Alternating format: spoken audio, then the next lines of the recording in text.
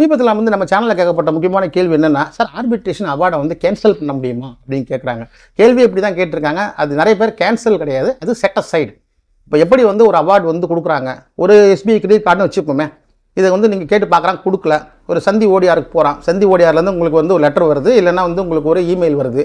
அந்த இமெயிலை விட்டுடுறீங்க, அவங்க டேட்டாக போட்டு வராங்க. கடைசியில் ஆள் வரலன்னொடனே ஒரு அவார்டை பாஸ் பண்ணிடுறாங்க. இந்த அவார்டை எந்த பிரான்ச்சில் நீங்கள் இசிஎஸ் கொடுத்துருக்கீங்கன்னா அந்த பிரான்ச் அமுச்சு விட்டுறாங்க. First account close. இப்போ செகண்ட் அக்கௌண்ட்.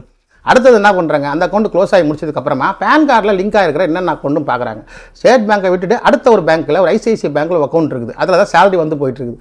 சேலரி எப்போ போடுறாங்களோ அவங்களுக்கு ஒரு மெயில் அடிச்சு அதை க்ளோஸ் பண்ணிடுறாங்க. ஸோ இப்போ என்ன ஆகுது, ரெண்டாவது அக்கௌண்ட்டும் க்ளோஸ். இப்படியே படிப்படியாக அக்கௌண்ட்டு க்ளோஸ் ஆகிட்டே வருது. ஸோ இப்படி வரும்போது இப்போ என்ன பண்ணணும், ஒன்று நீங்கள் அந்த பேங்க்கு கட்ட வேண்டிய காசை நெகோசியேஷன் பண்ணி குறைச்சி என்ஓசி வாங்கி அதை கொண்டு போய் கோர்ட்டில் சப்மிட் பண்ணி நீங்கள் அக்கௌண்ட்டை ஃப்ரீஸ் பண்ணி எடுக்கிறதுக்குள்ளேயே வருஷங்கள் ஓடிடும். அதே சமயம் எங்களுக்கு எதுவுமே தெரியாது அப்படின்னு ஹைகோர்ட்டில் கொண்டு போனால் கூட ஆர்பிட்ரேஷன் அவார்டு வந்து 90 நாளுக்குள்ளே போகணும். அதுதான் சட்டம். அந்த 90 நாளுக்குள்ளே போகணுன்னா அதுவும் கஷ்டம். ஆனால் அது ஒரு கண்ட்ரோலன்ஸ் பெட்டிஷன் வச்சு போட்டுக்கலான்னு வச்சுக்கோங்க. இருந்தாலும் ஹைகோர்ட்டில் செட் அசைட் பண்ணுறதுக்கு 34(3) செக்ஷன் மட்டும்தான் இருக்குது. என்ன சொல்லலாம் மேக்ஸிமம், சார் இந்த மாதிரி சார் எஸ்பிஐயில் கிரெடிட் கார்டு வாங்கினேன், கோட்டாக்கில் கிரெடிட் கார்டு வாங்கினேன், எங்களுக்கு எந்த நோட்டீஸும் அனுப்பலை, எங்களுக்கு எதுவும் வரல, எங்களுக்கு எதுவுமே தெரியாது, அக்கௌண்ட்டை ஃப்ரீஸ் பண்ணிட்டாங்க, அன்ஃப்ரீஸ் பண்ணுங்கன்னு சொல்லிட்டு ஒரு பெட்டிஷனை போடுறோம். அவங்க 34(3) லிமிடெட் கண்டிஷனில் பார்த்து ஒரு ஸ்டே கொடுப்பாங்க. அது இன்ட்ரீம் தான், தற்காலிகமாக அக்கௌண்ட்டை அன்ஃப்ரீஸ் பண்ணுவாங்க. அதுக்கு முன்னாடி நம்ம இதெல்லாம் எதுக்காக வருது அப்படின்றத பார்த்துக்கணும். எஸ்பிஐ கார்டுக்கு நீங்கள் இந்தியாவில் பார்த்தீங்கன்னா கிட்டத்தட்ட கச்சக்கணக்கான பேர் கொடுத்துருக்காங்க. அவ்வளோ பேர் அக்கௌண்ட்டையும் க்ளோஸ் பண்ணுறதுலாம் ரொம்ப கஷ்டம். எந்த அக்கௌண்ட்டு ப்ராப்பராக ரன் ஆகுது, எந்த அக்கௌண்ட்டு சேலரி அக்கௌண்ட்டு, என்ன வேலை செய்கிறாரு, ஐடியில் வேலை செய்கிறாரா, வேறு ஏதாவது தொழில் பண்ணுறாருன்னு பார்த்துக்கிட்டு தான் அவங்க பிளாக் பண்ணுறாங்க. எல்லாருக்கும் பிளாக் பண்ணாக்கா உங்களுக்கு நிறைய செலவு, நிறைய மெயில், நிறைய உங்களுக்கு செலவாக அதெல்லாம் பண்ண மாட்டாங்க.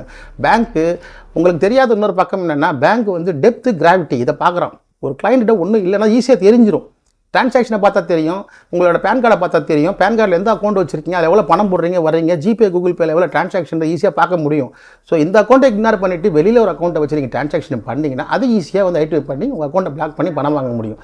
இதுக்கெல்லாம் முன்னாடியே நான் வந்து லேகியம் விற்கல, உங்களுக்கு தேவையானதான் சொல்லிக்கிட்டு இருக்கேன். நிறைய பேர் சொல்கிறது வந்து கேட்குற கேள்விகளே இது ஒரே கேள்வி மாற்றி கேட்குறாங்க. அதனால் இப்போது இந்த அவார்டை கேன்சல் பண்ணலான்றதை அப்படியே மாற்றி லீகலாக சொல்லணும். என்ன சொல்லணும்னா, செட்டசைட் பண்ணணும். அவார்டு கொடுத்தாங்கன்னா அந்த அவார்டை செட்டசைட் பண்ண கோர்ட்டுக்கு தான் போகணும். நம்ம ஒன்ஸு இந்த வில்லேருந்து பாஞ்ச அம்பு மாதிரி இந்த அவார்டு ஒன்ஸு கொடுத்துட்டாருன்னா அவரே நினச்சாலும் ஒன்றும் பண்ண முடியாது. ஆனால் அங்கேயே கூட பெட்டிஷன் போடலாம், அதே சோல் ஆர்பிட்டர். ஆனால் அவர் கொடுத்த அவார்டை அவரே வந்து செட்டசைட் பண்ண மாட்டார். அதனால் இன்னும் நிறைய வேலை இருக்குது அவார்டு கொடுத்ததுக்கப்புறம். அதெல்லாம் படிப்படியாக சொல்கிறேன். தொடர்ந்து நம்ம சேனலில் பாருங்கள், சப்ஸ்கிரைப் பண்ணுங்கள், லைக் பண்ணுங்கள், முதல்ல ஷேர் பண்ணுங்கள். நன்றி.